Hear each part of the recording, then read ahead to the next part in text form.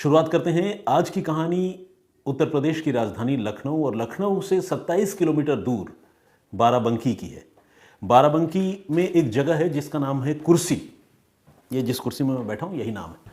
तो कुर्सी police station है और इसी कुर्सी पुलिस स्टेशन की हद में अब से कुछ महीने पहले 31 अक्टूबर को रात को 11 बजे एक सुनसान सड़क पर एक नौजवान की लाश मिलती है। लाश ऐसी है कि उसका गला किसी तेज धार चाकू से काटा गया है।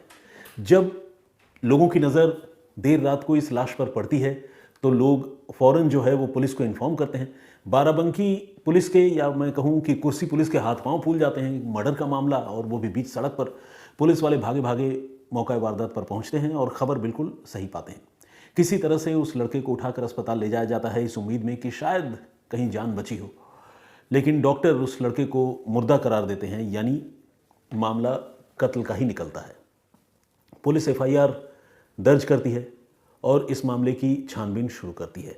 मौका वारदात का मुआयना करते हुए पुलिस को लाश के पास में ही एक कार खड़ी हुई दिखाई देती है। पुलिस की नज़र उस पर पड़ती है। कार का दरवाज़ा जो है ड्राइविंग सीट का वो खुला हुआ था और कार में मोबाइल फ़ोन जो है वो चार्जिंग में लगा हुआ था। इसके अलावा कुछ डॉक्यूमेंट्स थे और कार के गेट के पास ही 2 सिगरेट के बर्ड्स भी पड़े हुए थे, यानी सिगरेट पीने के बाद जो आखिर में फिल्टर वाला हिस्सा बच जाता है वो पड़े हुए थे। तो ये सारा सीन ऑफ क्राइम से पुलिस को मिला और वो डेड बॉडी उस नौजवान की वो तो मिली ही थी। तो मोबाइल फ़ोन, कार के रजिस्ट्रेशन नंबर, इन सारी चीज़ों को देखकर इनकी मदद से पुलिस ने उस लड़के की पहचान कुछ ही घंटों में पता कर ली। लड़के का नाम, जिसकी हत्या हुई थी, उसका नाम था अतुल पांडे। अतुल पांडे लखनऊ का रहने वाला था और एक प्रॉपर्टी डीलर के तौर पर काम करता था। लेकिन देर रात को अतुल पांडे की हत्या बाराबंकी में किसने की, यह अपने आप में एक बड़ा सवाल था। अतुल पांडे की ऐसी किसी से क्या दुश्मनी थी कि उसकी हत्या हो गई? क्योंकि सीन ऑफ क्राइम को देखकर कोई लूटपाट वाली बात तो लग नहीं रही थी। मोबाइल फ़ोन भी जस का तस था, कार भी वहाँ मौके पर ही पड़ी थी, खुली पड़ी थी। अगर लुटेरे होते तो शायद इन चीज़ों को लेकर भागते। तो मामला लूटपाट का तो नहीं लग रहा था। अब सवाल यह था कि अतुल पांडे की हत्या क्यों हुई, किसने की? ये अपने आप में एक बड़ा सवाल था। पुलिस ने जब अतुल पांडे के घर वालों से पूछताछ की तो घर वाले कोई बहुत कंक्लूसिव रीज़न तो नहीं बता पाए, लेकिन घर वालों ने 4 संदिग्ध लोगों पर जो है अपने बेटे के कत्ल की आशंका जताई। पुलिस इस मामले में पहले ही कत्ल का एफआईआर लिख चुकी थी, लेकिन चूंकि घर वाले 4 संदिग्धों के नाम ले रहे थे तो पुलिस के लिए यह भी ज़रूरी था कि वो उन संदिग्ध लोगों को वेरीफाई करे, उनके बारे में पता करे कि ये कौन लोग हैं जिन्होंने अतुल पांडे की हत्या की है। इसके साथ ही पुलिस ने यह भी तय किया कि वो जहाँ पर ये लाश मिली थी कुर्सी पुलिस स्टेशन में, लखनऊ से बख्शी का तालाब जाने वाली एक सड़क है और उसी सड़क के सर्विस लेन पर यह लाश पड़ी हुई थी। तो पुलिस ने उस जगह की और उस जगह के आसपास जितने भी सीसीटीवी कैमरे लगे हुए हैं सबकी फुटेज जो है खंगालने की शुरुआत की।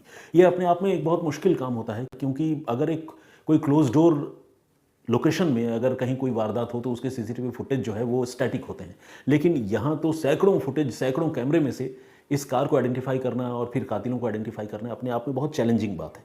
तो खैर पुलिस को ये काम करना था। पुलिस ने सीसीटीवी फुटेज खंगालने की शुरुआत की और पुलिस ने बहुत सारे कैमरों की फुटेज देखने के बाद पुलिस को एक आध जगह पर उसकी वो कार नज़र आई कैमरे में, जो उस रात को लखनऊ से बाराबंकी की तरफ जाती हुई दिख रही थी।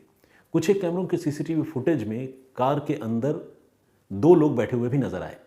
एक तो वही अतुल पांडे था जो ड्राइविंग सीट पर था और उसके पास वाली सीट पर कोई एक और चेहरा, कोई एक और शख्स बैठा हुआ नजर आया। लेकिन और जो फुटेज सीसीटीवी के पुलिस ने देखे, एग्जामिन किए, उसमें इस कार में 2 से ज़्यादा लोग नजर नहीं आए। मतलब अतुल और एक अनजान आदमी के अलावा कोई और लोग पुलिस को नजर नहीं आए। जबकि घर वाले ये कह रहे थे कि 4 लोगों ने मिलकर या 4 लोगों पर उनको कत्ल का शक है। तो ये अपने आप में जो पुलिस का इन्वेस्टिगेशन था और घर वालों की जो शिकायत थी, उन दोनों में थोड़ी डिस्क्रिपेंसी थी और दोनों में थोड़ा सा गैप था, जिसे बोलचाल की भाषा में हम कहते हैं झोल था।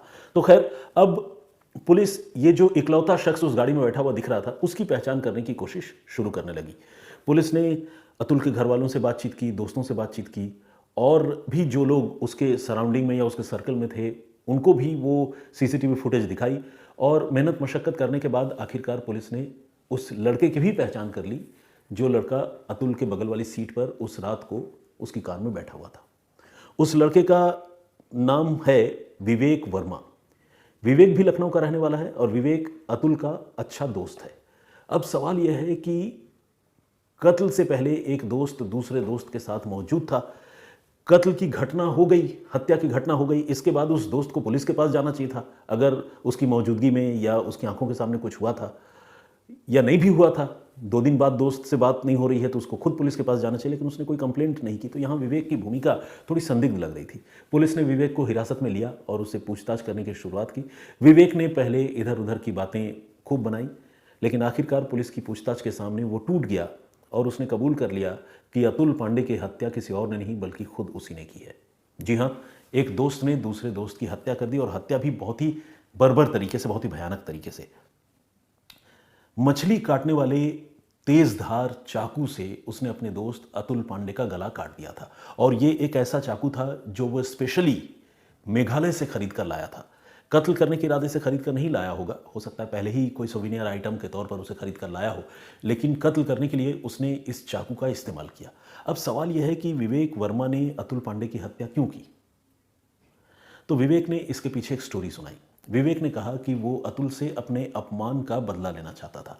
दरअसल अतुल और विवेक, जैसा कि मैंने आपको बताया, बहुत अच्छे दोस्त थे। विवेक वर्मा के बहन की शादी थी और एक भाई होने के नाते वो तमाम इंतजामात में लगा हुआ था, और इसी सिलसिले में उसे कुछ रुपयों की ज़रूरत पड़ी। उसने प्रॉपर्टी डीलर अतुल पांडे से कुछ रुपए मांगे और अतुल ने मदद के तौर पर 60,000 रुपये उधार विवेक वर्मा को दे दिए। लेकिन इसके बाद अतुल अपने रुपए विवेक से वापस मांगता रहा, और विवेक जो है आज दूंगा कल दूंगा टाल मटोल वाली हरकत करता रहा। एक आध बार दोनों दोस्तों के बीच में कहासुनी भी हुई, और तब विवेक ने 20,000 रुपये लौटा दिए थे। अब 40,000 रुपये और बाकी थे। लेकिन इन दिनों अतुल पांडे का प्रॉपर्टी का कारोबार थोड़ा मध्यम था, ढीला चल रहा था, उसे पैसों की ज़रूरत थी। अब वो अपने दोस्त विवेक के पीछे पड़ गया, रोज़ फ़ोन करने लगा, व्हाट्सएप मैसेज भेजने लगा, और फिर भी विवेक जो है वो लगातार रुपए लौटाने के मामले में लापरवाही कर रहा था। तो फिर एक दिन ऐसा हुआ कि अतुल ने सीधे विवेक के घर पर ही धावा बोल दिया और वहाँ जाकर उसकी भारी बेइज्जती की। बहुत उसे भला बुरा सुनाया, उसे जलील किया और कहा कि 40,000 रुपये अगर दे नहीं सकते तो लिए क्यों थे, इस तरह की बहुत सारी बातें। ये बात जो है विवेक को बड़ी नागवार गुजरी, और उसने बजाय कहीं से इंतज़ाम करके वो 40,000 रुपये अपने दोस्त अतुल को लौटा दे, उसने अतुल की हत्या करने का फैसला कर लिया। और इसी प्लानिंग के तहत उसने 31 अक्टूबर की शाम को अतुल को अपने पास बुलाया और कहा कि वो साथ में बैठकर ड्रिंक करना चाहते हैं। और फिर थोड़ी देर बाद अतुल ने कहा कि वो एक लैंड जो है, एक साइट देखना चाहता है जो बाराबंकी की तरफ है। तो विवेक उसके साथ हो लिया। विवेक ने कहा ठीक है, चलो मैं भी चलता हूँ, साथ में देख लेंगे और फिर मैं तुम्हें पैसे भी दे दूंगा। मेरे पास कुछ पैसे हैं, कुछ हज़ार रुपये, 40,000 तो पूरे नहीं हैं, लेकिन जितना भी है मैं तुम्हें दूंगा, चलो साथ चलते हैं। इसके बाद अतुल और विवेक उसी कार में बैठकर निकल पड़े। जैसा कि मैंने आपको बताया, सीसीटीवी फुटेज में भी वो तस्वीर दिखी थी। और इसके बाद किसी बहाने से विवेक वर्मा ने वो कार रुकवाई लखनऊ से बख्शी का तालाब जाने वाली सड़क के सर्विस लेन पर, उसी कुर्सी पुलिस स्टेशन की हद में। अतुल अपने अंजाम से बेखबर था। उसे नहीं पता था कि विवेक के मन में कत्ल की साजिश चल रही है। वो तो विवेक को दोस्त समझ रहा था। विवेक ने वहाँ 2 सिगरेट सुलगाए, एक खुद के लिए, एक अपने दोस्त अतुल के लिए। शराब के नशे में दोनों धुत थे। विवेक चूंकि साजिशन वहाँ पर पहुँचा था, तो विवेक जो है वो शराब के नशे में होने के बावजूद अपने सेंसेस में था, अलर्ट था, जबकि अतुल थोड़ा लापरवाह था क्योंकि उसे नहीं पता था कि उसके साथ क्या होने वाला है। तो खैर, मौका देखकर बीच सड़क पर गाड़ी रोककर विवेक वर्मा ने उसी तेज धार चाकू से अपने दोस्त अतुल का गला काट दिया, और गला काटने के बाद उसकी लाश को उसी हाल में छटपटाता हुआ, मैं तो कहूँगा पहले छटपटाता हुआ ही छोड़ा होगा, उसी हाल में वहाँ पर छोड़कर अपने दोस्त को विवेक फरार हो गया, वापस अपने घर आ गया। इसके बाद उसने इस घटना के बारे में किसी को कोई जानकारी नहीं दी, किसी को कुछ पता भी नहीं चला। और अतुल की लाश इस वारदात के कुछ घंटों के बाद 31 अक्टूबर की देर रात को 11 सवा 11 बजे वहीं मौका वारदात पर पड़ी हुई मिली। और जैसा कि मैंने आपको बताया, पुलिस ने तफ्तीश की। तफ्तीश करते करते पुलिस ने विवेक के बारे में भी पता लगाया। एक और ख़ास बात जो पुलिस के लिए बहुत अहम सुराग, या हम ये कह सकते हैं कि कोरोबोरेटिव एविडेंस साबित हुई, वो ये कि जिस ब्रांड के सिगरेट के टुकड़े यानी सिगरेट के बर्ड्स वहाँ मौका वारदात पर पड़े हुए थे, उसी ब्रांड का सिगरेट जो है वो विवेक वर्मा के पास से भी पुलिस ने बरामद किया, और विवेक उसी ब्रांड का सिगरेट पीता था। तो यहाँ ये चीज़ें जो है एक दूसरे से लिंक हो रही थी, कोरोबोरेट हो रही थी या एक दूसरे को सब्सटैंशिएट कर रही थी, जोड़ रही थी। तो सिगरेट के जो 2 बर्ड्स मौके पर मिले थे, उनमें एक बर्ड्स तो ऑब्वियस है विक्टिम का था, अतुल का, और दूसरा विवेक वर्मा का था। पुलिस ने वो बर्ड्स भी इकट्ठा किए हैं। आने वाले वक्त में पुलिस उनका डीएनए एग्जामिनेशन भी कराएगी। इससे ये भी इस्टेब्लिश हो जाएगा कि वहाँ पर प्रेजेंस जो है वो अतुल पांडे और विवेक वर्मा का ही था। और डीएनए रिपोर्ट आने से पहले सिगरेट के ब्रांड से तो कम से कम ये बात साबित हो ही गई कि वहाँ पर विवेक मौजूद था, क्योंकि विवेक के पास भी वही सिगरेट मिली जो सिगरेट वहाँ मौका वारदात पर पड़ी हुई थी। इसके अलावा सीसीटीवी फुटेज और कत्ल के पीछे की कहानी, ये सारी बातें जो है इस पूरे इन्वेस्टिगेशन को मुकम्मल बनाती है, कंप्लीट बनाती है। तो थैंक्स टू कुर्सी पुलिस, यूपी पुलिस, बाराबंकी की पुलिस, जिसने इस कॉम्प्लिकेटेड केस को कामयाबी पूर्वक सुलझा लिया।